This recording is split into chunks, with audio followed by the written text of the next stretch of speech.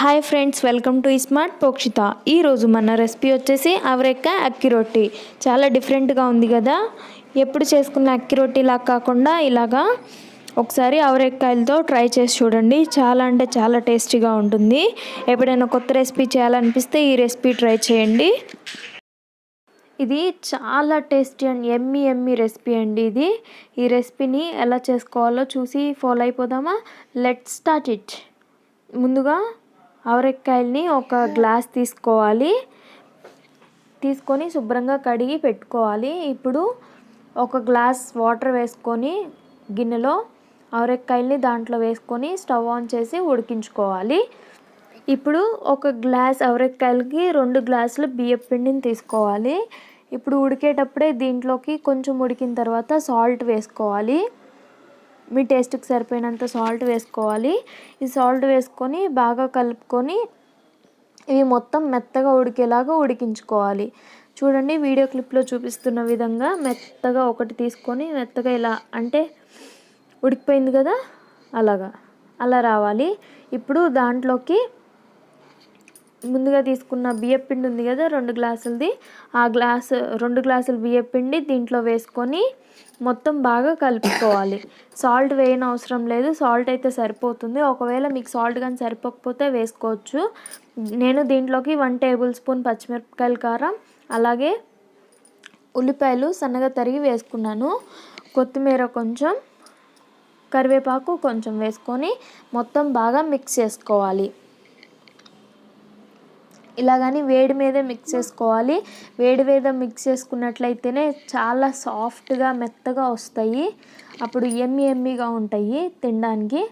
ఇప్పుడు మొత్తాన్ని ఒక ప్లేట్లోకి కానీ మ్యాట్ మీదకి కానీ ట్రాన్స్ఫర్ చేసుకొని మొత్తం బాగా చేయి తడి చేసుకుంటూ ఒత్తుకోవాలి. చపాతీ పిండిలాగా సాఫ్ట్గా కలుపుకొని ఒక 10 మినిట్స్ అలా పక్కన పెట్టుకోవాలి. ఇలా కానీ 10 మినిట్స్ పక్కన పెట్టుకున్నట్లయితే నానుతుంది కదా పిండి, అప్పుడు చాలా సాఫ్ట్గా వస్తాయి. ఒక 10 మినిట్స్ తర్వాత మళ్ళీ తీసి ఒకసారి మొత్తాన్ని కలుపుకోవాలి. ఇలా మొత్తాన్ని కలుపుకున్న తర్వాత చూడండి, ఇంత సాఫ్ట్గా రావాలి పిండి అనేది. ఇంత సాఫ్ట్గా వస్తేనే రోటీలు అనేవి చాలా మెత్తగా వస్తాయి. ఇప్పుడు చిన్న చిన్న బాల్స్గా చేసుకొని మీకు ఎంత సైజు కావాలో అంత సైజు దాన్ని ప్రెస్ చేసుకుంటూ పాల ప్యాకెట్ కవర్ అయినా, బటర్ పేపర్ అయినా, పాలిథిన్ కవర్ అయినా మీకు ఏది అవైలబుల్ ఉంటే ఆ కవర్ తీసుకొని దానికి ఆయిల్ కానీ వాటర్ కానీ అప్లై చేసి ఇలాగా ఒత్తుకోవాలి. పల్చగా ఒత్తుకోవాలి. ఇలాగా రౌండ్గా పల్చగా ఒత్తుకున్న తర్వాత ప్యాన్ పెట్టి ప్యాన్ హీట్ అయిన తర్వాత దీంట్లోకి 1 టేబుల్ స్పూన్ ఆయిల్ ఇట్లా మొత్తం వేసుకొని ఇప్పుడు ముందుగా ఒత్తి పెట్టుకున్న రోటీ ఉంది కదా, అది దీని మీద వేసుకొని మూత పెట్టుకొని ఒక 2 మినిట్స్ అట్లానే ఉంచాలి. ఎమ్మటే కానీ తిప్పారంటే విరిగిపోతుంది వెంటనే. ఇలాగా 2 మినిట్స్ తర్వాత ఇప్పుడు టర్న్ చేసుకోవాలి. ఇప్పుడు దీనిపైన కొంచెం ఆయిల్ వేసుకోవచ్చు మీకు కావాలనుకుంటే, నేనైతే వేయట్లేదు. మళ్ళీ మూత పెట్టి వెనక కూడా బాగా కాల్చుకోవాలి, లైట్ గోల్డెన్ బ్రౌన్ కలర్లోకి వచ్చే వరకు. ఇప్పుడు దీన్ని ప్లేట్లోకి సర్వ్ చేసుకోవాలి. మిగిలిన వాటి అన్నిటిని కూడా ఇలాగే కాల్చుకోవాలి. అన్నిటినీ ఇలానే కాల్చుకొని ప్లేట్లోకి తీసుకొని సర్వ్ చేసుకోవడమే. అంతే, చాలా సింపుల్ కదా. దీంట్లోకి దొండకాయ చట్నీ అయినా, టమాటా చట్నీ అయినా చాలా బాగుంటుంది.